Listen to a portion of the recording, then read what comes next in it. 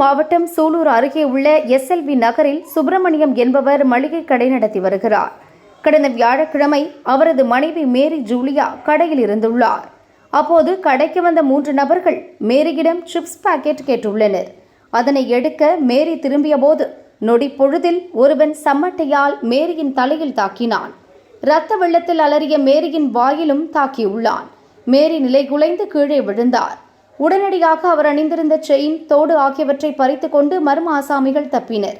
மேரியின் அலறல் சத்தம் கேட்டு வந்த அக்கம் பக்கத்தினர் காயமடைந்த அவரை மீட்டு கோவை அரசு ஹாஸ்பிட்டலுக்கு அனுப்பி வைத்தனர். நான் இந்த இடத்துல SVL நகர் சூலூரில் 2 வருஷமா மளிகை கடை வச்சு நடத்திட்டு இருக்கேன். நான் என் சம்சாரம் மேரி ஜூலியானா 2 பேரும் கடையை மெயின்டைன் பண்ணி பார்த்துட்டு இருக்கோம். நான் இல்லாத நேரத்தில் கடையில் அவங்க இருப்பாங்க. அவங்களுக்கு சாப்பாடு கொண்டு வந்து கொடுத்துட்டு எல்லாம் பார்த்துட்டு நான் மற்ற வேலை மார்க்கெட்டிங், லோக்கல் மார்க்கெட்டிங் எல்லாம் பார்த்துட்டு இருப்பேன். இப்படி தான் இருந்ததுங்க. வியாழக்கிழமை காலையில் மத்தியானம் அவங்களுக்கு சாப்பாடு கொண்டு வந்து கொடுத்துட்டு நானும் போய் சாப்பிட்டு வரேன்னு சொல்லிட்டு போனேன். போய் சாப்பாடு எடுத்து தட்டில் வச்சுட்டு சாப்பிட போனேன். அது போய் சத்தம் போட்டாங்க.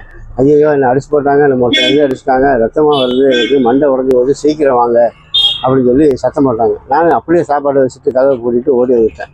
வந்து பார்த்தா தலை பூரா ரத்தம், மூஞ்சி வந்து ரத்தம் பூரா ஒழியுது.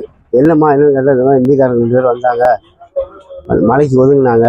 மலைக்கு ஒதுங்கிட்டு கொஞ்ச நேரம் கழிச்சு என்ன வேணும்னு கேட்டதுக்கு லேஸ் 2 வேணும்னு சொன்னாங்க. நான் லேஸை எடுக்க போனேன். எடுக்கிறத சுத்தியல் சம்மட்டி, கருங்கல் வச்சு அடிக்கிற சம்மட்டினால தலையில் அடிச்சிட்டாங்க. 2 அடி அடித்தாங்க. அடித்தோடனே ஐயோன்னு கத்துனேன். கத்தும் போது எனக்கு வாயில் சம்மட்டி வச்சு வாயிலே அடித்தாங்க. அதில் பல்லு சுத்தமாக மேலே 8 பல்லு நொறுக்கி போச்சுங்க.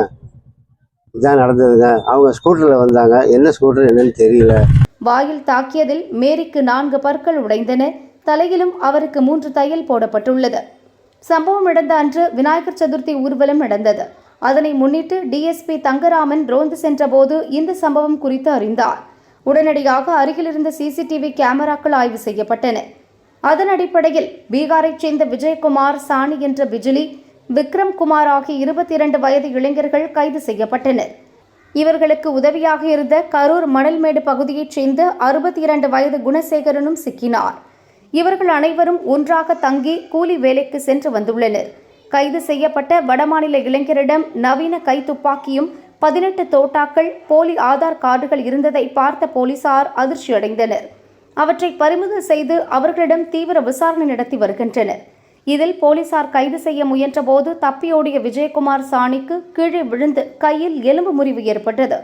கைது செய்யப்பட்ட 3வரையும் போலீசார் சூலூர் குற்றவியல் நீதிமன்றத்தில் ஆஜர்படுத்தி கோவை மத்திய சிறையில் அடைத்தனர். இவ்வளவு தைரியமா பட்ட பகல்ல ஒரு தைரியமா தாக்கி அவங்களோட செயின்கள் பறிக்கப்பட்டு வாயை உடைச்சு இந்த அளவுக்கு துணிகரமா செயல்பட்டு இருக்காங்கன்னா இதை வன்மையா கண்டிக்கிறோம். இது காவல்துறை உடனே நடவடிக்கை எடுக்கணும். பொதுமக்களுக்கு மட்டுமல்ல, தமிழ்நாடு வியாபார சங்க பேரவை சார்பாக மிக கடுமையான ஒரு கண்டனத்தை தெரிவித்துக் கொள்கிறோம். சூலூருக்கு பார்த்தா தொடர்ந்து மாதிரி சம்பவங்கள் நடந்துகிட்டு இருக்கு. இது வியாபாரிகளை ஒன்றுபட்டு இதை உடனே தடுத்து நிறுத்தணும்.